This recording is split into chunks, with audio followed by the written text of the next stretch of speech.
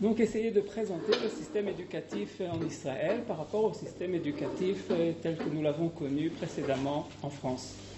Et, en fait, pour arriver à cet objectif, il nous faudrait essayer de dessiner une thématique qui nous permettra donc de comparer ces deux systèmes de façon intéressante, de façon cohérente. Pour ce faire, je vous propose un petit exercice qui nous permettra d'oublier l'école telle que nous l'avons connue il y a 20 ans, 30 ans, 40 ans, 50 ans, 60 ans peut-être, et essayons de parler, d'utiliser un modèle neutre, un modèle imaginaire.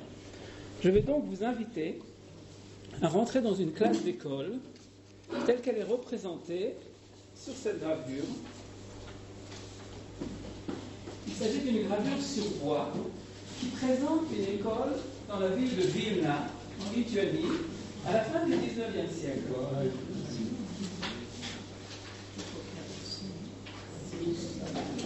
Cette gravure est présentée dans la page de garde d'un manuel scolaire qui est destiné aux petits élèves juifs de Vilna, donc à la fin du XIXe siècle. Cette école est en fait ce qui s'appelle une école moderne. Une école moderne pour rapport. C'est une école religieuse, mais une école avec qui a laissé donc place à la pédagogie et aux méthodes modernes. Donc essayons d'analyser un peu cette image et à travers elle, dessinons donc cette thématique. Tout d'abord, nous voyons des élèves. Ils sont bien assis, ils sont même séparés en deux groupes. En face d'eux, un professeur. En face, pas tout à fait en face, n'est-ce pas? Il est en fait sur le côté. Il est en fait sur le côté puisque cette classe est une classe qui est séparée en deux niveaux différents. Cette classe, c'était une classe où il y avait des élèves, il y avait qui ont de 7 ans, 8 ans, 9 ans, même 10 ans, qui étudient ensemble. Le professeur les sépare en deux groupes, d'après les niveaux. Il enseigne d'abord un groupe. Pendant ce temps, il donne un travail au deuxième groupe.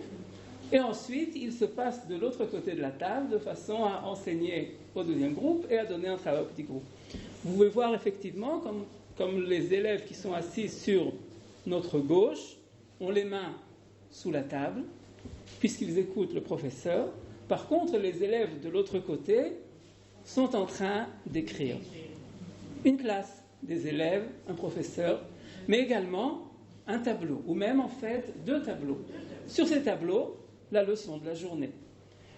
D'un côté, le tableau pour le premier groupe. De l'autre côté, le deuxième tableau pour le deuxième groupe. Il s'agit d'un sujet, de deux sujets. En fait, les choses doivent être liées. Tout enseignant qui voudrait enseigner dans une classe qui serait séparée, même s'il les sépare en deux groupes, sait que lorsqu'il va enseigner un groupe, les autres vont également entendre ce qui se passe. Si c'est un sujet qui est tout à fait différent, eh bien, ils ne pourront pas se concentrer sur leur travail. Donc, en fait, notre enseignant enseigne deux groupes, enseigne deux sujets qui se ressemblent, mais qui sont quand même différents. D'un côté, sur le tableau de gauche, Kabed et avicha vet imecha, tu honoreras ton père et ta mère. Il s'agit du 5e commandement. C'est donc un cours de Torah, un cours de Bible. De l'autre côté, une Mishnah. Que l'honneur, le respect de ton prochain soit important à tes yeux de la même façon que ton propre respect est important. C'est une phrase qui est plus longue, c'est une phrase qui est plus difficile, c'est une phrase qui n'est pas de la Torah, qui est de la Mishnah, c'est pour le groupe qui est plus avancé, mais il s'agit quand même du même sujet. Il s'agit de valeurs, ce n'est pas quelque chose qui est tout à fait différent. Donc, entre les élèves, entre le professeur et entre ces savoirs, ces différentes connaissances, il y a donc des interactions. Interactions qui sont définies en fait par le sens pédagogique de cet enseignant qui choisit même donc de se mettre une fois d'un côté, une fois d'un autre côté. Si nous regardons bien cette classe, nous verrons qu'il y a également d'autres choses importantes, tout au moins intéressantes. Quoi par exemple? L'uniforme, ils sont habillés tous de la même façon, ils ont tous le même chapeau. Il n'y a que des garçons. Il n'y a que des garçons, effectivement. Vous voyez au fond le fameux four avec les briques, là c'est le fameux four qui réchauffe la classe et qui permet aux élèves de se réchauffer le dos ou peut-être même de s'endormir. Mais quoi d'autre encore? Évidemment, il y a une horloge qui se trouve en face de l'enseignant. Lui a besoin de savoir l'heure, les enfants n'ont pas besoin de savoir. Quoi d'autre encore? 2 tableaux, effectivement. 2 tableaux intéressants. 2 tableaux qui représentent 2 figures importantes de l'histoire juive à cette fin du XIXe siècle. Nous le reconnaissons, d'un côté c'est Herzl, et de l'autre côté, Montefiore, exactement. 2 personnes à cette fin du XIXe siècle. Cette gravure a été gravée en 1896, c'est-à-dire 1 an avant le premier congrès sioniste, c'est-à-dire lorsqu'Herzl commence à parler du sionisme, mais ce n'est pas encore l'Herzl tel que nous le connaîtrons quelques années plus tard, évidemment donc de nos jours. Montefiore, pardon. Il y a une chose qui m'étonne. Chez les Ashkénazes, on ne doit jamais mettre de photos, C'était une école moderne. Et non seulement c'est une photo, enfin c'est un tableau, ce n'est pas une photo, mais encore ce n'est pas une photo d'un rabbin important, mais plutôt d'une personne politique même. Et c'est étonnant. Dans la famille, et c'est une habitude que j'ai gardée, pas de photos. Ok. Le deuxième tableau, en l'occurrence, est Montefiore. Montefiore représente Moshe Montefiore représente le grand patron, le grand qui a donc donné tellement d'argent pour les différentes communautés en détresse, et plus particulièrement en Israël, qui est responsable, enfin qui est pas responsable, mais qui a permis la sortie de la vieille ville, les nouveaux quartiers qui ont été construits à Jérusalem, etc. Avec la rétrospective de nos jours, ces 2 personnages ne vont pas ensemble. Montefiore représente le monde juif traditionnaliste. Eretz Israël, c'est la terre sainte qu'il faut aider. Herzl représente le monde juif moderne, qui décide de se prendre en main, l'auto-autonomie, de fonder un pays, de développer le sens national. Ces 2 photos ne vont pas ensemble. Aujourd'hui, vous ne les verrez pas ensemble dans une même école. Mais à cette époque, elles allaient ensemble. Parce qu'à cette époque, ces 2 courants n'étaient pas encore complètement différents. Ça fait partie du vécu, ça fait partie du quotidien. On ne sait pas encore, nous savons ce qui va se passer. Eux ne savaient pas exactement ce qui va se passer. Ce sont 2 figures importantes et on ne saisit pas encore la différence idéologique entre ces 2 courants. Pour notre approche, je reviens à l'école en France et en Israël, ces 2 tableaux sont intéressants également. Parce que leur présence dans cette classe nous montre que ce qui se passe dans la classe, ce ne sont pas simplement les interactions entre le professeur, les élèves, les savoirs, mais également ce qui se passe dans la société. Lorsqu'un professeur entre en classe, il ferme la porte et il commence à enseigner. Mais la porte qui est fermée est ouverte. Les élèves qui viennent en classe avec leur monde, avec le monde extérieur. Lorsqu'ils sortent de l'école, ils amènent en dehors de l'école, dans la rue, dans leur maison, dans leur vie plus tard, ce qu'ils ont appris à l'école. Il y a donc un rapport entre ce qui se passe à l'école et ce qui se passe dans la société. Mais cette image nous a donc permis en fait de tracer la thématique qui va nous accompagner par rapport à ce que nous appelons le triangle didactique, c'est-à-dire enseignant, élève, savoir, mais également la dimension civique et sociale de l'école comme véhiculaire des valeurs de la société entre les différentes générations. Donc je vous propose de m'accompagner dans cette thématique et commençons d'abord à examiner le sujet par rapport au premier thème de ce triangle, par rapport au savoir. En pédagogie, on ne parle pas du savoir, on parle des savoirs. De façon plus claire, on parle de différents savoirs. Et on différencie les savoirs, qui sont les connaissances intellectuelles, de ce qui s'appelle le savoir-faire, c'est-à-dire des compétences pratiques comme lire, écrire, ou des compétences intellectuelles, analyse, synthèse, et également ce qui s'appelle le savoir-être, c'est-à-dire la formation de la personnalité, la capacité d'agir et de se comporter de façon adaptée à la société humaine dans le sens général, dans le sens universel, les droits de l'homme, mais également par rapport à la société de l'environnement. Et cette fois-ci, nous parlons de relativisation culturelle, puisque l'enfant devra donc s'adapter à la société telle qu'elle est vécue en dehors de l'école, dans un pays comme ça, dans un autre pays, de façon différente. Ce sont donc les différents sens du mot savoir. Prenons par exemple, par rapport au savoir en soi, les connaissances intellectuelles, essayons donc de voir quelques points de ressemblance et points de différence. Eh bien, tout d'abord, l'organisation des savoirs, l'organisation des programmes d'études, je parle plus du cycle secondaire que du cycle primaire, nous présente une organisation différente des savoirs. En Israël, on parle beaucoup plus d'un tronc commun que de branches disciplinaires. En France, à la classe de 3e, l'élève doit choisir, d'après ses habilités, d'après ses résultats, quelle sera sa branche. Ira-t-il vers une branche qui sera plus littéraire, philosophique, mathématique, sciences naturelles? Plus il ira dans cette branche, plus il s'éloignera du tronc qui est commun. De telle façon, un élève, les épreuves du bac de sciences, la série D, sont donc très différentes des épreuves du bac de la série A, évidemment. Par contre, en Israël, il y a un tronc commun. Il y a également des spécialités, mais il y a un tronc commun qui est par rapport à quatre matières de base. Mathématiques, anglais, ça fait très israélien, mais également Tanakh, la Bible, qui est obligatoire pour les religieux, également pour le secteur laïque, et la connaissance de la langue ivrite. Ce sont les quatre matières qui font partie donc de ce tronc principal, qui seront étudiées depuis l'école primaire jusqu'à la dernière classe du secondaire, la Kita Yudbet, et ce sont les épreuves du baccalauréat qui seront obligatoires. C'est la première donc, différence. Mais également, on se rend compte qu'il y a des matières dans le programme d'études en Israël qui sont absentes, qui figurent dans le programme d'études en France, mais qui n'apparaissent pas dans le programme d'études israélien. Comme par exemple la philosophie, comme par exemple l'économie, ça n'existe pas.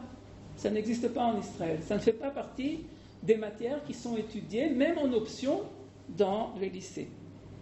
On peut également voir une différence par rapport à ce que nous pourrons surnommer l'accentuation nationale. En Israël, lorsqu'on apprend l'histoire, c'est l'histoire juive. Vous me direz, en France également, lorsqu'on apprend l'histoire, c'est l'histoire de France. Mais lorsqu'on apprend la géographie en France, c'est la géographie mondiale. C'est l'économie du Japon, c'est le boom économique aux États-Unis, c'est la géographie dans le sens mondial. C'est une matière qui n'est pas étudiée en Israël. En Israël, on étudiera la géographie de l'État d'Israël, pas la géographie générale. Ce qui fait en fait que les connaissances générales des petits écoliers israéliens sont donc très différentes des connaissances générales des écoliers français et sont beaucoup plus limitées. D'autres matières qui sont en fait plus des centres d'intérêt également ne figurent pas. Par exemple, et cela vaudra peut-être vous étonner, en Israël, dans les écoles, on ne va pas visiter les musées, on ne va pas au théâtre. Ça ne figure pas dans le programme des activités parascolaires, des activités culturelles, ça n'existe pas. Si on va dans un musée, c'est un musée qui est lié à l'histoire juive, qui est lié par rapport à un événement qui s'est passé. Alors on ira au musée des Martarot qui se trouve à Jérusalem, on ira également au musée de Sarah Aronson qui se trouvera à Zichron Yaakov, mais on n'ira pas au musée à Jérusalem, au musée du judaïsme italien qui se trouve juste à côté de chez nous. On n'ira pas au musée des sciences qui se trouve également à Jérusalem. Ça ne figure pas au programme, ni dans l'école primaire, ni dans l'école secondaire. Évidemment, il n'y a pas également des excursions à l'étranger, comme nous avons en France. Fini les voyages en Belgique, les classes de neige en Suisse, les voyages en Italie, etc. Ça n'existe pas en Israël. Toutes les excursions sont des excursions qui sont dans le pays d'Israël. Mais elles sont très importantes. Dans chaque classe, il y a entre 5, 6, des fois même 7 jours tout au long de l'année, dans lesquels les élèves sortent, des fois même pendant 2 jours, 3 jours avec nuitée, pour découvrir en fait et pour connaître le pays. Cette institution, le Tioul, cette institution en fait remonte à l'origine de l'école en Israël. Aux premières années de l'école, aux premières années de l'État, lorsque la plupart des écoliers, la plupart des enfants sont des enfants de Olim, sont des enfants de nouveaux immigrants qui ne connaissent pas le pays, qui n'iront pas se promener avec leurs élèves, avec leurs enfants dans différentes régions. Ils ne connaissent pas le pays, ils travaillent dur, ils sont encore dans les Mahabharot, dans les camps d'acclimatation. Ils doivent ensuite travailler dur pour pouvoir subvenir aux besoins de leur famille. Ils ne peuvent pas, ils ne savent pas, ils ne connaissent pas. L'école prend cette responsabilité et à travers le Tioul emmène les enfants dans les pays, dans les régions du Nord, dans les régions du Sud, dans des excursions où il s'agit de marcher, connaître le pays, aimer le pays avec les pieds, avec la marche, avec la nature. Donc, des différents savoirs qui représentent différentes façons de voir la société. Au niveau du savoir-faire, également des différences. Le savoir-faire est beaucoup plus, le savoir-faire, c'est-à-dire donc ses compétences pratiques ou intellectuelles, sont beaucoup plus développées en Israël que ne sont développées en France. L'objectif principal de l'enseignant en France, surtout dans le secondaire, est faire passer des connaissances, faire passer des savoirs. Alors qu'en Israël, il s'agira beaucoup plus de parler de compétences. À l'école primaire, il y aura beaucoup de cours qui seront consacrés à comment apprendre. Apprendre à apprendre, s'organiser, de comprendre comment est ma façon d'apprendre, comment est ma façon d'étudier. Est-ce que je suis plus auditif, j'ai besoin d'entendre les choses, ou bien j'ai besoin de voir les choses, de voir le tableau. Ce sont des compétences qui sont beaucoup plus développées en Israël qu'en France. Mais il semblerait que le point de différence fondamental entre le système français et le système d'Israël est par rapport au savoir-être, par rapport au développement de l'individu, au développement de la personnalité et à la possibilité ensuite donc de cet élève de s'adapter à la société environnante. Nous en parlerons plutôt vers la fin de cet exposé. C'était notre premier pôle, les savoirs. Le temps passe.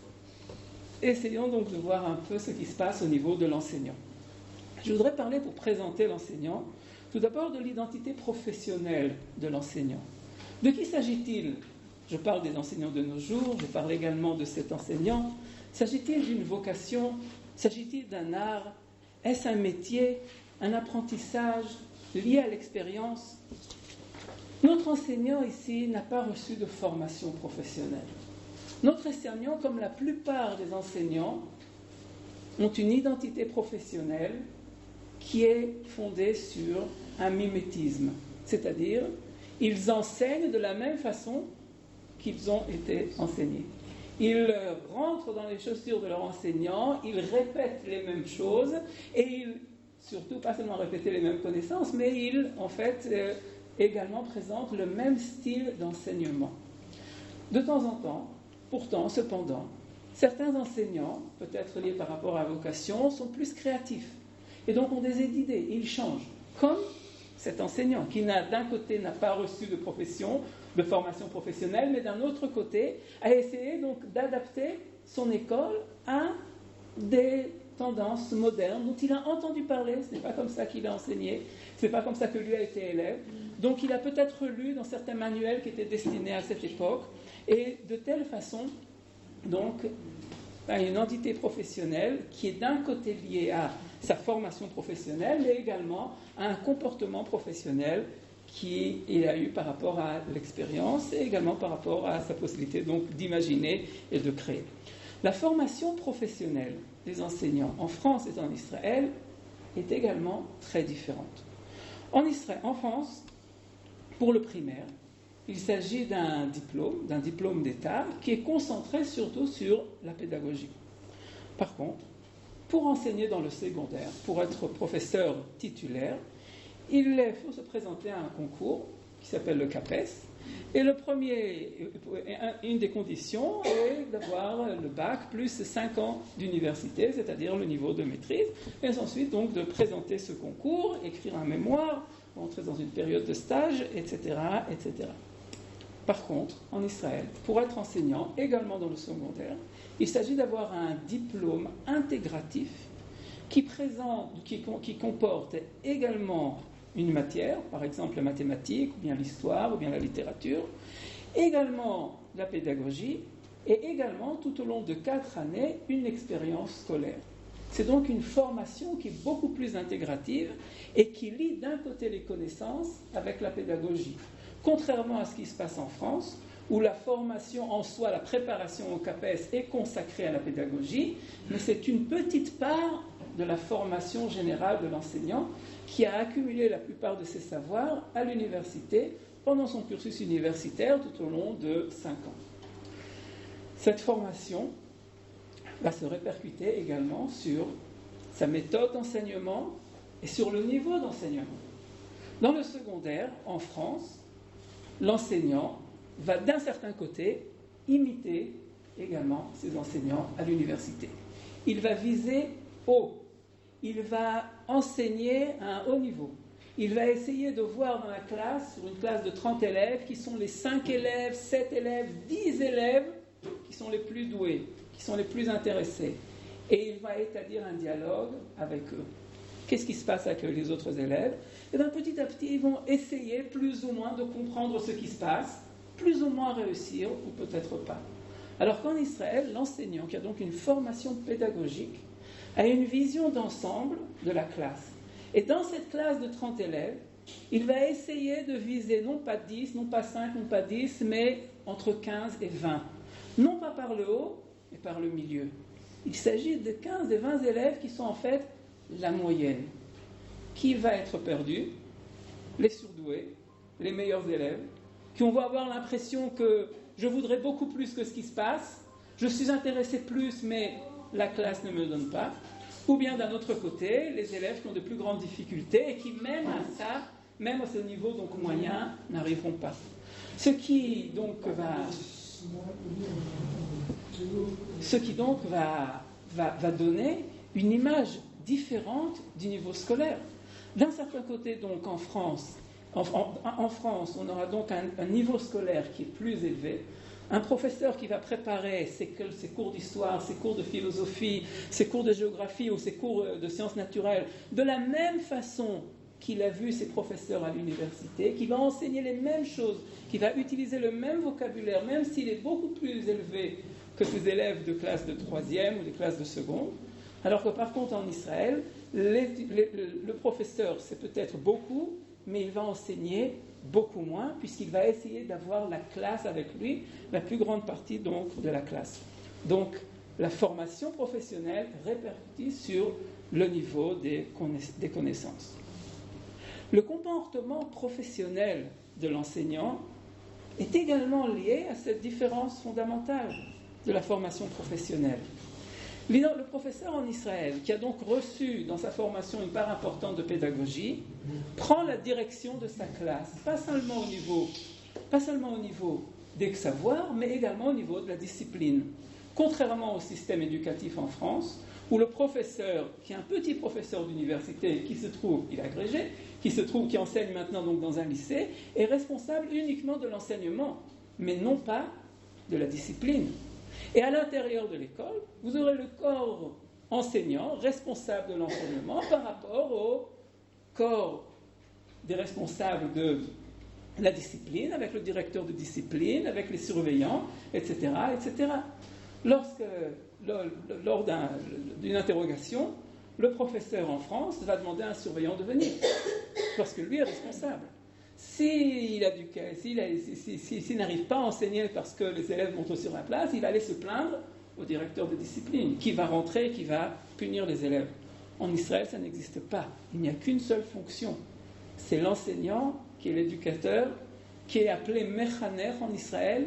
Le professeur principal est responsable de Mechaner, est responsable de l'éducation, du Chinour, non pas comme le professeur principal en France, qui est responsable de l'enseignement, donc il enseigne les matières principales qui sont donc importantes. Le professeur donc en Israël est responsable également de la discipline, également de tout ce qui se passe dans la classe. Et c'est donc pour ça qu'une partie importante du temps qu'il consacre à ses élèves, du travail qui se passe à l'école, contient également un soutien pédagogique, un soutien psychologique et même social. Très souvent, l'école où l'enfant se trouve est le milieu qui va donner l'alarme lorsque, au point de vue social, la famille ne fonctionne pas, entre guillemets, pour un problème de santé, pour un problème de travail, pour un problème psychologique. C'est l'enseignant qui va sentir la chose, c'est l'enseignant qui va en parler au psychologue de l'école, c'est le psychologue de l'école qui va parler au vedette sociale, c'est-à-dire celui qui est responsable donc, des choses sociales à l'intérieur de l'école, et qui, elle, va être en contact avec la municipalité, avec les infirmeries, avec les différents services au niveau municipal qui s'occupent de ces choses-là. Et ce n'est pas le sens contraire. Ce n'est pas que ça commence dans ces services et on doit avertir l'école, mais c'est le contraire. C'est à travers l'école, à travers l'enseignant qui est proche des élèves, qui sent ses élèves, qui comprend qu'il y a quelque chose qui est donc différent et que de telle façon va donner l'alarme. Nous avons parlé du savoir, nous avons présenté l'enseignant. Eh bien, que peut-on dire de cet élève aujourd'hui, ou de ces élèves ? Tout d'abord, il est vraiment différent de nous, n'est-ce pas ? Cet élève, il est né à la fin du XXe siècle, il est né dans le XXIe siècle, il est né dans la technologie, il est né dans les réseaux sociaux, il est débrouillard, bien plus que nous pour toutes ces choses-là. Et en fait, il ne comprend pas tellement pourquoi est-ce qu'il a besoin d'aller à l'école. Il ne comprend pas, et en France et en Israël, il ne comprend pas tellement pourquoi est-ce qu'il a besoin de l'enseignant. Si j'ai besoin de savoir quelque chose, je vais le trouver tout seul. Je le trouverai sur Internet, je ferai comme ci, comme ça sur Google, je le trouverai. Je rentrerai dans Wikipédia et je trouverai un exposé de la chose. Je n'ai pas besoin de ce professeur qui ne comprend pas ma langue, ma langue de l'Internet, ma langue technologie, et qui ne comprend pas en fait pourquoi je me demande, pourquoi vraiment je dois venir à l'école, pourquoi vraiment je dois l'écouter, pourquoi vraiment je dois résumer, pourquoi vraiment je dois apprendre ces choses, qui en fait sont des choses qui sont même dépassées, sont en fait des choses qui demain seront donc différentes. Donc pourquoi apprendre ces choses-là ? C'est un point commun entre nos jeunes élèves en France et en Israël. Pourtant, il me semble qu'il y a également une note un peu différente. Une note différente que j'appellerais une question de maturité. Et cette fois-ci, je parle non pas comme scientifique, mais peut-être comme père, ou comme ami, ou comme quelqu'un donc, qui voit d'autres enfants. Les enfants en Israël ont une maturité qui est différente de la maturité des enfants de leur âge en France. Les enfants en Israël ont vécu la guerre. Les enfants en Israël savent ce que c'est que l'armée, savent ce que c'est que les attentats. C'est vrai, effectivement, de nos jours également en France, ils savent ça. Ils ne sont pas préparés, mais ils sont encore dans le choc. En Israël, cette situation est traitée. Cette situation est travaillée de façon à ce que, avec toute la difficulté de la chose, avec toute la terreur de la terreur, eh bien, il y a une certaine maturité qui est donc née. Ces enfants en Israël ont vécu la mort. Ces enfants en Israël connaissent quelqu'un qui est mort dans un attentat, qui est mort dans la guerre. Ils se retrouvent à Skara une fois par an. Le Yom HaZikaron, ils se lèvent tous à l'intérieur de l'école pour rendre hommage à tous ces soldats ou à tous ces gens qui sont donc qui sont morts pour nous. Donc il y a une maturité qui est peut-être un peu différente. D'un autre côté, l'élève en France a besoin d'une maturité que l'élève en Israël n'a pas besoin. Par exemple, qu'est-ce que tu fais après le bac ? Qu'est-ce que tu fais après 18 ans ? L'élève en France a besoin de décider quel sera son métier, où aller étudier, dans quelle université, dans quelle branche. Il faut commencer à s'inscrire à la fin du premier trimestre, remplir des dossiers. C'est une question importante. Qu'est-ce que je vais faire dans ma vie ? Le jeune élève en Israël, à 18 ans, je parle des filles comme des garçons, ne se pose pas cette question. Le jeune élève en Israël sait qu'après 18 ans, il va aller à l'armée, ou bien il va aller à la yeshiva, ou bien il va aller dans un système d'armée et de yeshiva, ou bien de service national. Il sait qu'après une période de 1 an, 2 ans, 3 ans, 4 ans, 5 ans, il aura besoin de faire une petite pause pour s'aérer après cette période où il a donné beaucoup pour la société. Il fera un voyage en Extrême-Orient, il fera un voyage en Amérique du Sud, il fera des petits travaux aux États-Unis ou en Australie. D'abord, maintenant, je pense à moi-même. Ensuite, qu'est-ce que je choisirai, qu'est-ce que je ferai ? C'est une maturité que l'élève israélien n'a pas. Il ne sait pas ce qu'il va faire quand il sera grand. D'un autre côté, lorsqu'il commencera ses études universitaires, s'il les commence, puisqu'il y a une minorité seulement qui commence des études en Israël, les études en Israël sont payantes, contrairement à ce qui se passe en France, lorsqu'il choisira donc une branche professionnelle, eh bien il choisira cette branche à l'âge de 22, 23, 24, 25, 26. Il sera beaucoup plus mûr, beaucoup plus décidé. Il commencera, il continuera, il terminera son parcours. Contrairement à de jeunes étudiants en France qui étudient 1 an, 2 ans dans tel endroit, j'ai commencé le droit, mais oui, mais non, ça ne m'intéresse pas, comme si peut-être quelque chose d'autre différent, et qui continuent un peu inertie et peut-être après vont laisser tomber. C'est donc une maturité différente. Qu'est-ce qui se passe au niveau de la motivation de nos élèves? Là aussi, il semblerait que l'image est très différente. Le rapport réussite scolaire égale réussite professionnelle est beaucoup plus clair en France qu'en Israël. Tu as étudié, si tu réussis à l'école, tu réussiras dans la vie. C'est peut-être vrai en France, je ne sais pas si c'est vrai également de nos jours, c'était vrai en tout cas il y a quelques dizaines d'années. Si tu réussis en classe, si tu réussis tes études, tu réussiras dans la vie. Mais quoi faire? Ce n'est pas tout à fait vrai en Israël. En Israël, on peut réussir de façon différente. Par exemple, réussir dans l'armée.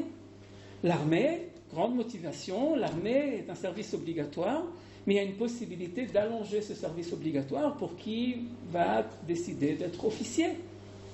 C'est intéressant, ça me plaît, c'est également réussir. L'officier qui arrivera au dragon, au gradé, prendra sa retraite très jeune, à 42 ans, à 43 ans. Que fait-il à ce moment-là? Il choisit une nouvelle carrière, ça pourra être dans l'économie, ça pourra être dans l'industrie, ça pourra être dans la politique, ça pourra être des fois dans l'éducation. Il arrive avec une image de réussite. C'est une image qui n'est pas liée à son parcours scolaire. Il se peut que c'est un très mauvais écolier, il se peut qu'il n'a même pas son bac. Mais s'il a terminé comme chef de régiment, il est donc vu de façon très admirative, il a réussi. Mais il y a également des objectifs éducatifs variés. Par exemple, en Israël, dans l'école en Israël, l'épreuve obligatoire au baccalauréat depuis 2 ans est une épreuve de bénévolat, d'aider à la société. Pendant 2 heures, 3 heures, des fois 4 heures par semaine, en classe de première, chaque élève doit choisir quel est le programme de bénévolat qu'il va choisir. Et il doit donc, ça pourrait être aller distribuer de paquets de nourriture pour des familles, ça peut être travailler, enfin pas travailler, mais donc être bénévole l'après-midi dans des centres de rééducation pour des enfants en difficulté, ça pourrait être travailler comme bénévole dans des hôpitaux, 3 heures, 4 heures par semaine dans la classe de première. Il doit également rédiger un petit mémoire sur ce qu'il a fait, sur ce que ça lui a donné, pourquoi est-ce que c'était important, et il recevra également une note. Et cette matière figurera sur son diplôme de baccalauréat. Bénévolat, ce n'est pas une option, c'est une matière obligatoire. L'école donc présente un modèle de réussite différent. L'élève qui sera particulièrement doué au point de vue social, au point de vue relations humaines, réussira très bien dans cette voie. Il se peut qu'au niveau de ses études en soi, il réussira moins bien. Alors pourquoi est-ce que l'élève va à l'école? Il n'a pas besoin de nous, les enseignants. Il n'est pas tout à fait motivé pour apprendre. Il a envie de faire des tas de choses en dehors de l'école. Alors pourquoi est-ce qu'il vient? Eh bien, si on leur demande, il nous donnera une réponse qui est très simple, bien qu'elle soit complexe. Je viens pour avoir des copains comme moi. Mais je demande également à la société de m'accepter comme étant différent des autres. D'un côté, je veux avoir des copains comme moi. C'est un besoin de socialisation. Mais d'un autre côté, il se peut que je sois différent, que j'ai des sujets d'intérêt différents, que j'ai une personnalité différente. Et je demande également à ce qu'on respecte mon individualité, à ce qu'on respecte ma différence. un des slogans, il y a 2 ans, du ministère de l'Éducation était « Ha'acher ze ani ». L'autre, c'est moi. Ça semble très beau, mais ce n'est pas clair. Qu'est-ce que ça veut dire l'autre, c'est moi? Donc, alors moi je suis l'autre, l'autre c'est moi. Je dois respecter l'autre parce que je veux qu'il me respecte, donc ce n'est pas tout à fait altruisme. Nous sommes tous différents. Alors qu'est-ce que nous avons en fait de commun? Comment réaliser cette intégration dans la classe? Nous en parlé tout à l'heure, nous avons dit comment le professeur prend la responsabilité de gérer donc cette classe comme étant un groupe. Comment gérer ce groupe avec des individus qui sont donc différents? De ce côté-là, il me semble que la France et Israël maintenant se rejoignent. En Israël, par rapport à l'intégration des Olim, en Israël, par rapport à ce qui s'appelle le spectre des différentes communautés, n'est-ce pas, les Sfaradim, les Ashkenazim, les Yémanim, etc. Comment est-ce que tous ces gens-là peuvent être ensemble, se respecter les uns les autres, comprendre que la différence, l'autre étant différent, n'est pas plus, n'est pas moins, mais il est tout simplement différent. Et en France également, ces dernières années, par rapport au débat autour de l'identité nationale, autour des valeurs républicaines, qui essaient donc de créer un commun qui met de côté du lieu public la particularité de chacun, de chaque communauté, etc. C'est différent, mais ça se ressemble. La France et Israël. L'école laïque républicaine demande de mettre toutes ces différences en dehors du domaine public. En Israël, on mettra toutes les différences à l'intérieur du domaine public. On essaiera donc d'apprendre à vivre ensemble de telle façon. C'est ce qui nous permet, je vais conclure avant les questions s'il y en a, c'est ce qui nous permet de terminer par un dilemme qui est lié à nos deux images par lesquelles nous avons commencé. Nous avons parlé donc de la classe, nous avons parlé de la société qui rentre dans la classe qui sort de la société. Il me semble qu'un des dilemmes qui est propre également au domaine éducatif de la France, également au domaine éducatif de la société, et en fait, quelle sorte d'élèves nous voulons voir demain adultes? Dans quel sens nous essayons de passer nos savoirs, passer notre expérience à la prochaine génération, mais également les préparer à un monde qui sera différent du monde que nous avons connu, évidemment comme écoliers, mais également comme adultes, et que connaîtrons un monde donc différent. Dans quel sens? Est-ce que nous désirons une reproduction sociale, c'est-à-dire refaire la même chose, ou bien peut-être un changement, une évolution vers une humanisation de la société?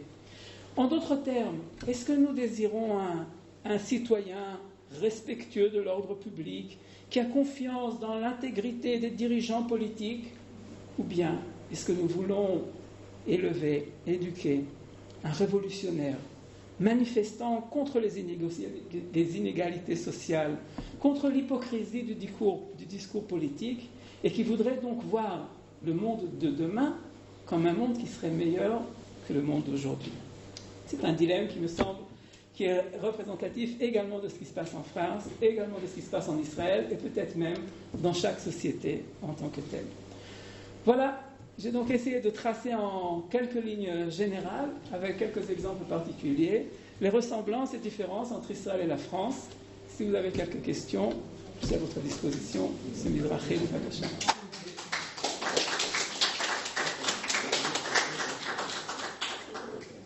Vous avez parlé des coefficients qu'il y a en Israël à partir de la seconde. C'est vraiment rentrer dans les détails. Non, c'est très important.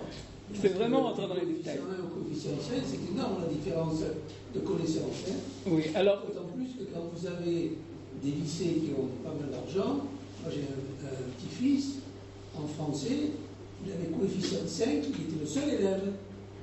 En maths, maintenant il a coefficient 4, ils sont 5 élèves. Avec ça, vous arrivez à de très haut niveau, après il arrive à passer Mais mon coefficient, c'est un état. Seulement, comme vous le dites, c'est justement pas par rapport à la classe, mais par rapport à la particularité de certains élèves qui sont spécialement doués pour ça. C'est votre petit-fils en français, et c'est peut-être lui ou ses bons élèves, bons copains qui sont également doués en mathématiques et qui pourront présenter un bac de 5 avec 5, coefficient 5. L'école qui essaye donc de donner une place à chacun avec sa particularité va essayer donc de trouver des moyens pour, oui, enseigner et préparer donc un petit groupe avec ses coefficients. D'un autre côté, le système en soi du baccalauréat est aussi différent en France, en Israël. En France, vous avez l'oral de rattrapage, c'est-à-dire en fait que dans chaque élève se présente d'abord à l'écrit dans quelques épreuves, et les autres épreuves, c'est pas la peine. S'il a des bonnes notes, s'il a une bonne moyenne, qui est en fait une moyenne, pas plus, s'il a une bonne moyenne donc, dans ses épreuves principales, eh bien, il ne passe pas l'oral de rattrapage. Et la note qu'il a eue en classe sera la note qu'il aura également sur son diplôme du baccalauréat, pas par rapport à l'épreuve. Alors qu'en Israël, il y a une épreuve dans chaque matière, par rapport aux épreuves que l'élève a choisies, il y aura une épreuve en chaque matière, et la note est 50% la note de l'examen du baccalauréat, 50% la note du travail scolaire tout au long de l'année.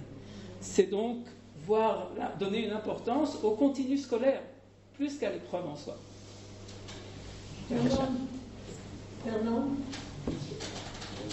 D'abord, je voudrais beaucoup remercier notre orateur qui a remarquablement présenté les choses du point de vue pédagogique, justement. Il se trouve que je me suis posé certaines choses ont été remises en place dans mon esprit grâce à vos propos. Mais je me suis posé une question qui n'a pas été vraiment abordée, et on ne peut pas tout parler de tout. C'est la question de la littérature, qui m'est très chère particulièrement. Vous avez prononcé le nom au moment du Fabresse, mais par exemple, quand on dit en France, il parle la langue de Molière, tout le monde sait de quoi il parle. Et la référence, ce n'est pas une référence indifférente. La langue française, la langue de Molière. À quel écrivain peut-on se référer quand on parle de la langue hébraïque? Est-ce que quelqu'un comprendra si on dit ce terme parle la langue de Bialik? Eh bien, écoutez, le terme, l'expression qui est l'équivalent de ça en hébreu, c'est ce qui s'appelle Ivrit shel bet mirkachat, c'est-à-dire l'hébreu de la pharmacie. C'est une différence culturelle, tout à fait. Ce que je voulais dire, c'est qu'il est arrivé d'enseigner en France, même à l'université aussi, et il faut dire depuis 68, c'est-à-dire depuis qu'il y a eu ce grand bouleversement. Et ce qu'il convient peut-être de dire aussi, c'est que la grande différence entre l'enseignement en France et en Israël, au niveau universitaire, mais ça se répercute, c'est la politisation des universités. Et ce n'est pas du tout la même chose de suivre des cours, que ce soit de littérature ou d'histoire, de les suivre à Nanterre ou à Jussieu, et de les suivre à Paris 1 ou 2, la Sorbonne Nouvelle. Mais ce n'est pas du tout la même chose. Il m'est arrivé à Nanterre de suivre, j'allais très souvent, quand je allais apprendre, à des groupes en auditorie, disons, où il m'est arrivé aussi d'enseigner quelquefois. Et à Nanterre, il m'est arrivé d'assister à un groupe d'Henri Méchoni qu'on connaît de longue réputation. Et à un de ces cours, le professeur interrogeait des élèves, on dit, est-ce que vous avez fait la préparation pour aujourd'hui? Il faisait comme ça. Aussi vulgaire que ça. Par contre, quand l'élève qui réussissait à répondre oui, je l'ai fait, il était, je ne dis pas sublime, mais il était extraordinaire. Il y avait chaque fois que j'allais à ce cours, il y avait, disons, 30 élèves, 20 qui ne suivaient pas et qui se renouvelaient. Je faisais attention à cela. Et 10 qui étaient vraiment une élite. Ce que je veux dire, c'est que, par contre, à la Sorbonne, c'était toujours la vieille méthode où les meilleurs sont les meilleurs. Et il existe donc un élitisme français qui est ferme et qui est très différent, une politisation d'abord, mais ça se répercute pas nécessairement d'un pays à l'autre, mais il existe aussi le sens de l'élitisme, la classification des élèves, tout ça qui n'existe pas. Exactement, vous avez raison. Merci. À l'instant, monsieur que nous ne connaissons pas. Oui. Alors, dans le même Il y a sujet, d'autres aussi. mais l'autre côté, Oui. je vais lui poser la question sur les écoles professionnelles. Il fut un temps où il y avait des lycées, des collèges techniques, des écoles techniques, qui formaient des individus qui n'étaient pas des littéraires, et qui leur apprenaient un métier. Et subitement, j'ai l'impression que ça disparaît. Vous parlez Aussi de bien en France qu'en Israël. Alors la question des cursus professionnels. Ça a disparu. Vous avez raison. Vous avez raison. Alors on ne veut plus des littéraires et des chômeurs. Non, on veut des gens qui ont des connaissances générales et qui ensuite apprendront un métier, pas à l'école, mais apprendront un métier pendant l'armée, par exemple. Les écoles professionnelles continuent à l'intérieur de l'armée. Vous avez des jeunes qui vont rentrer à 17 ans et demi même, ou même de 18 ans, et qui vont apprendre l'électronique, et ou d'autres métiers, le garage, ou des choses comme ça. Et à l'intérieur de l'armée, ils vont en fait apprendre le métier qu'ils pourront ensuite prendre, mais plus à l'école. Vous avez raison. Bon. Au niveau de la France, là, je ne sais pas. Yves Stoller lui a demandé la parole, ensuite Monique, ensuite Werner, ensuite Clément et Madame. D'abord, que la cabote pour votre exposé, très intéressant, très clair. Alors, j'ai deux remarques. Vous avez dit, juste raison d'abord, que les écoliers israéliens ne sortent pas du pays comme les écoliers de France qui visitent les pays à côté. Mais je veux quand même dire qu'on incite très fortement les écoliers israéliens à aller en Pologne. Je pense qu'une grande majorité des écoliers israéliens vont visiter la Pologne. Ce n'est pas un voyage de plaisir, mais ils vont quand même à l'étranger et ils voient ce qui s'est passé. Ça, je crois que c'est tout. Vous avez raison, mais par rapport au voyage de l'histoire de l'art tel qu'il est fait en France lorsqu'on va aller à Bruxelles, il s'agit donc d'une ouverture culturelle vers quelque chose qui est en dehors de la France. Le voyage en Pologne est donc est centré par rapport à l'expérience du peuple juif, par rapport à l'identité juive. C'est Hutzlaret, c'est l'étranger effectivement, mais c'est très par rapport à l'identité juive. Ils sont marqués par ça en général. Oui. J'ai un petit-fils qui a été cet été et j'ai vu la différence. Il m'a dit on nous a emmenés à Yad Vashem après avoir visité la Pologne. C'était vraiment pas la peine. J'étais beaucoup plus intéressant en Pologne. Comment ne peut-on pas être marqué? Comment peut-on ne pas être marqué? La deuxième chose, c'est les étudiants qui vont au Ternan de Haïfa. Non seulement ils vont pour étudier, mais à ce que j'ai lu, quand ils arrivent au Ternan de Haïfa, on leur dit, vous venez pas seulement pour étudier, vous devez trouver quelque chose de nouveau. Donc ils savent vraiment, en entrant là-bas, qu'ils ne vont pas s'asseoir et écouter un professeur qui leur fait de grandes démonstrations, mais ils doivent eux-mêmes cogiter. C'est élitiste le Ternium. Hein?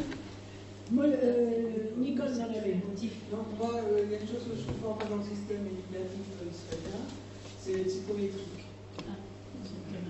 Alors, à quoi ça sert? C'est vraiment du bachotage, à mon avis. C'est du bachotage dans le sens inversé. Le psychométrisme, c'est le savoir-faire, tel que nous l'avons présenté différemment. C'est donc essayer de développer les capacités de trouver, d'inventer, de comprendre en quoi est-ce que la chose est différente, en quoi est-ce que la chose se ressemble, sont différentes formes qu'il s'agit d'associer, de trouver celui qui n'est pas dans le groupe. C'est également des connaissances... C'est la faculté de juger. Oui, c'est également des connaissances d'anglais, également des connaissances de mathématiques et également des connaissances de général.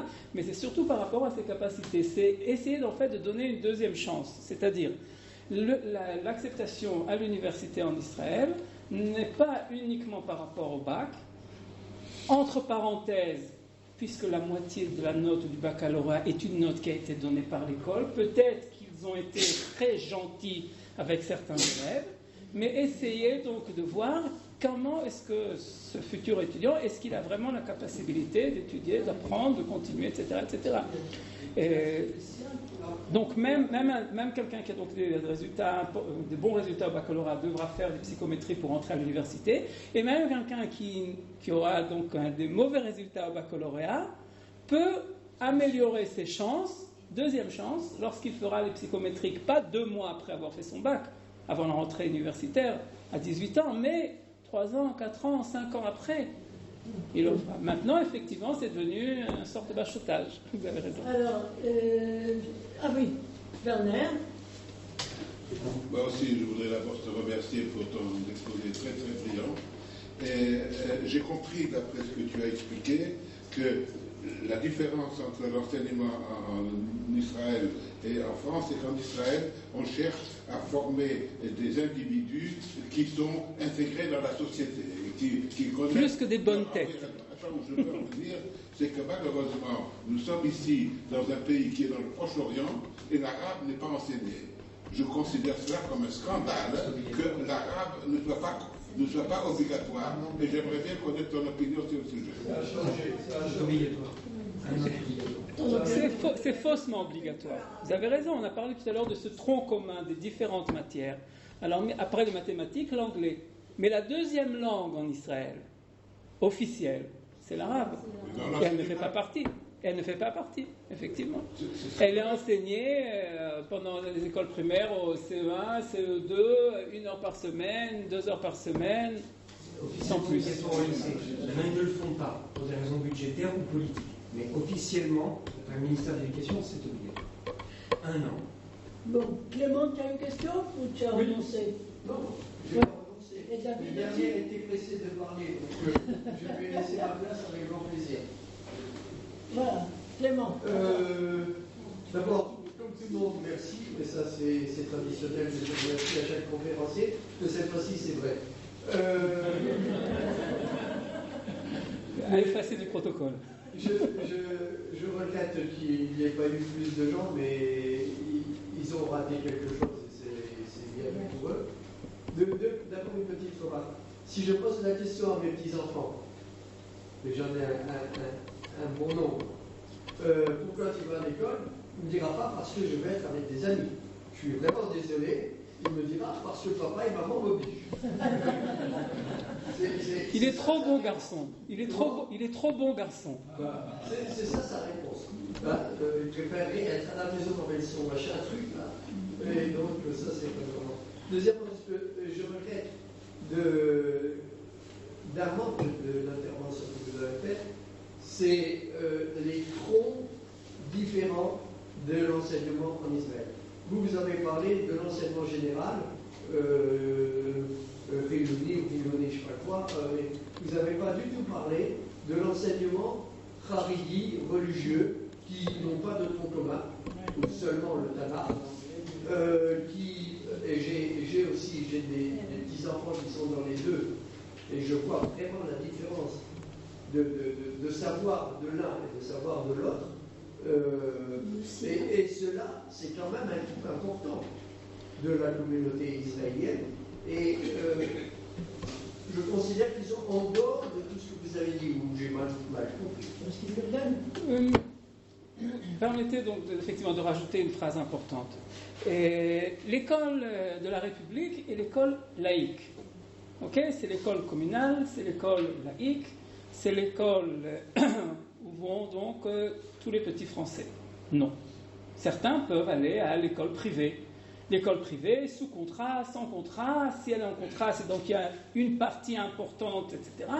Mais comme vous le savez, l'école juive en France, qui est l'école donc sous contrat, pour être sous contrat, ça ne veut pas dire qu'il faut enseigner également la littérature, les mathématiques, etc., etc. Mais ça veut dire également que le programme d'études privées ne doit pas être plus de, je ne me rappelle plus exactement, un certain pourcentage.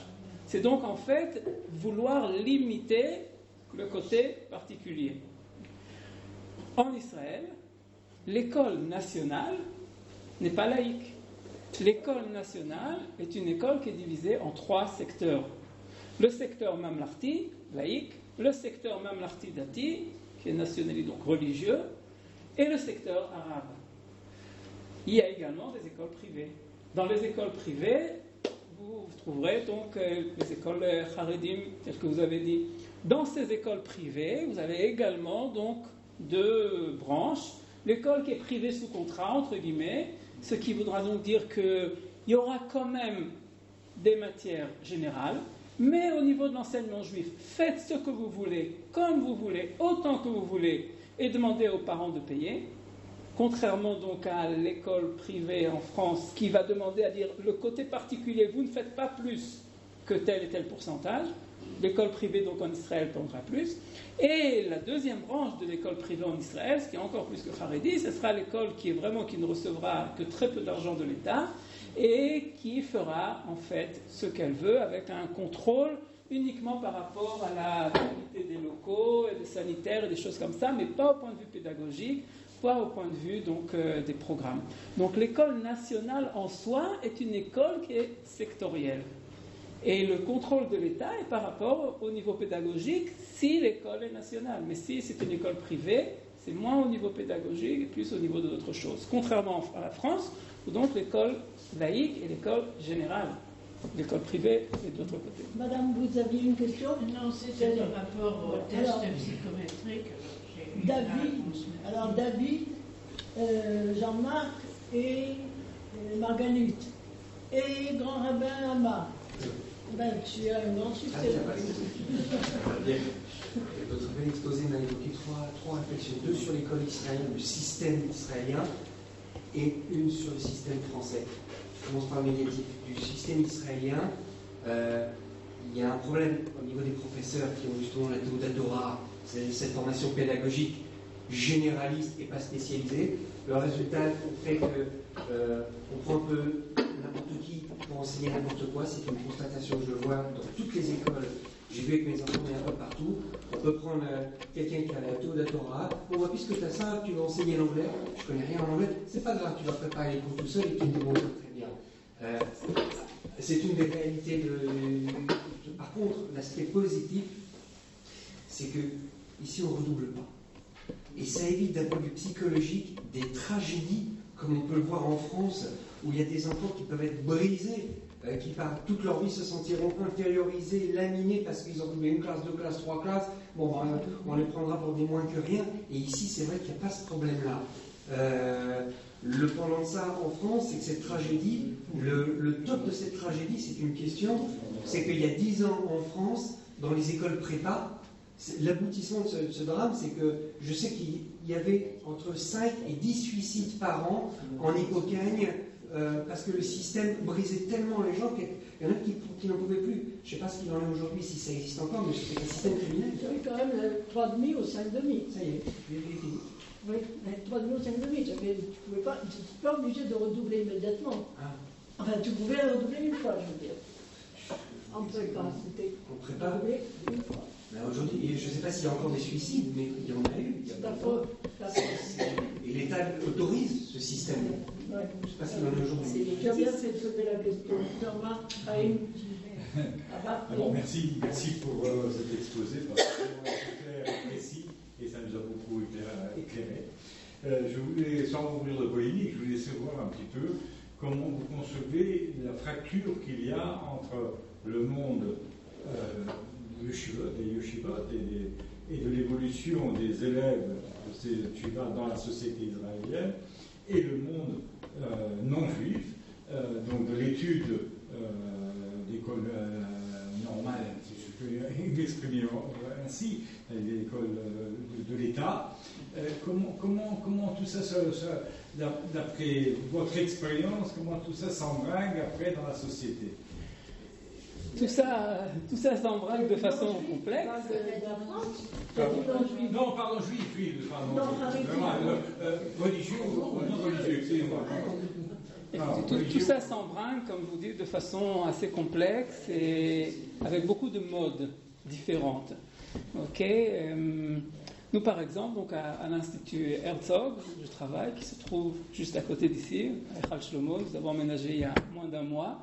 Et nous avons ouvert il y a 2 ans, en fait, un programme d'études de maîtrise en éducation appliquée, pour un groupe d'enseignantes du réseau Haredi, qui nous ont dit, nous voulons ça, nous voulons apprendre, nous ne sommes pas prêtes à aller à l'université, ça vraiment pas, pour des raisons religieuses, pour des raisons sociales, nous voulons que vous nous preniez comme une classe, comme un petit groupe, que vous nous donnez un programme qui nous convient, qui convient à notre à notre vision du monde, etc., et qui nous permette également d'avoir ce diplôme recherché, la maîtrise. Et lorsqu'on nous dit pourquoi est-ce que vous avez besoin de ce maîtrise?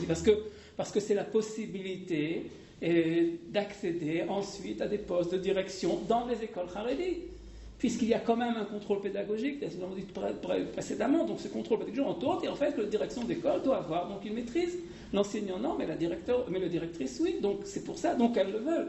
Donc nous avons essayé donc ensemble de voir comment créer un programme qui leur apparaît. Donc par rapport au monde Haredi, il y a de plus en plus donc de Haredim qui demandent à entrer dans la société générale et qui demandent donc une formation universitaire d'enseignants ou d'autres formations universitaires, etc.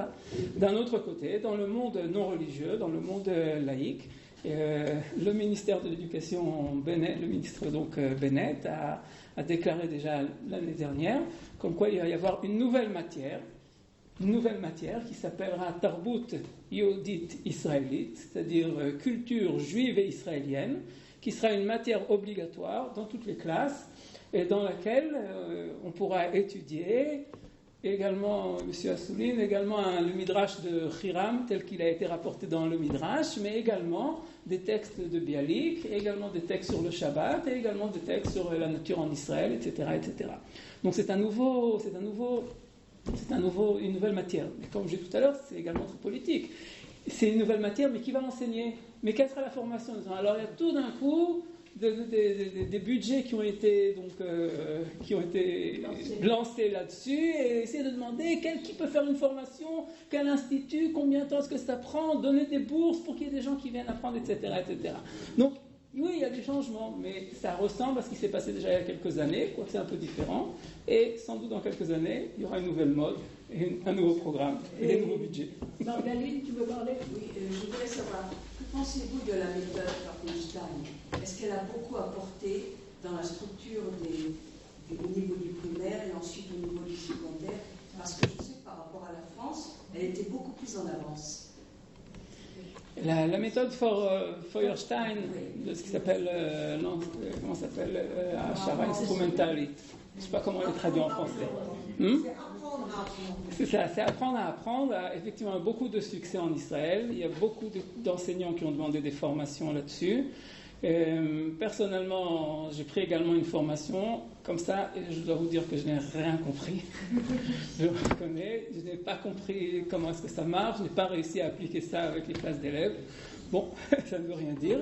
Mais pas moins que vous avez pas mal d'élèves de France qui sont venus en Israël pour l'apprendre. Exactement. Et également, je vous dis qu'en Israël, ça a beaucoup de succès, ça marche beaucoup, puisqu'il y a beaucoup de cours de soutien pédagogique, de soutien individuel, qui utilisent cette méthode.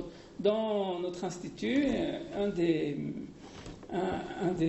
programmes d'études qui est le plus demandé, c'est ce qui s'appelle Chinuch Miyuchad, c'est-à-dire l'éducation spécialisée, qui est, entre autres, prend en considération donc, la méthode Feuerstein, et c'est chaque année, chez nous uniquement, 400 jeunes élèves qui demandent à devenir enseignants, apprendre ces méthodes et travailler de cette façon, c'est-à-dire pas une classe, mais des cours de soutien à l'intérieur de l'école. Dernière question, Laura Béamar. C'est deux petites questions que je voudrais poser, parce que vous avez répondu pratiquement à tout ce qu'on imaginait. Je peux poser d'autres questions si vous voulez. À l'éducation de l'école, d'où provient cette différence de comportement des enfants israéliens et des enfants français dans la vie quotidienne? C'est un comportement tellement différent. Est-ce que ça provient de l'école? Vous ne parlez pas de la différence du comportement sur la route entre les automobilistes israéliens et les automobilistes français, qui sont les parents de ces élèves. Vous ne parlez pas de ça. Est-ce que l'école n'est pas un peu responsable de cette situation? C'est la première question. La deuxième question, je ne voudrais pas partir en me posant des questions. Ce tableau m'intrigue un peu. Je ne sais pas qui c'est qui l'a fait, qui l'a peint, mais c'est sûrement une école Haredi. Non, c'est une école, c'est ce qu'on appelle le cheder mutukan. C'est le cheder arrangé, le cheder moderne. On peut concevoir que dans une école haridi, il y a un tableau de Théodore Herzl.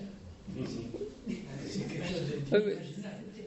Comme je l'ai dit, c'était avant qu'il ne devienne. C'est un professeur Il commençait. Et écoutez, au niveau donc, du comportement, tel que vous le disiez, moi je dois vous avouer que chaque fois que je vois des professeurs israéliens, je suis moi-même choqué. Je ne parle pas des élèves, je parle des professeurs israéliens. J'étais il y a quelques mois dans un cours où j'étais comme examinateur. Et pendant que le jeune séminariste donnait le cours dans une classe qui n'était pas facile, d'une vingtaine d'élèves, le professeur de la classe également était donc assis au dernier rang, comme moi. Moi, je prenais des notes, etc. Et lui, là, il parlait au téléphone. Alors, si ces élèves le voient comme ça, parler au téléphone, lorsqu'un jeune séminariste donne un cours, alors pourquoi est-ce qu'eux prendraient le soin d'éteindre leur téléphone avant? Bien. Voilà. Merci pour cette très Merci bonne beaucoup. soirée. J'ai quelque chose à annoncer, alors je vous invite au pot de l'amitié.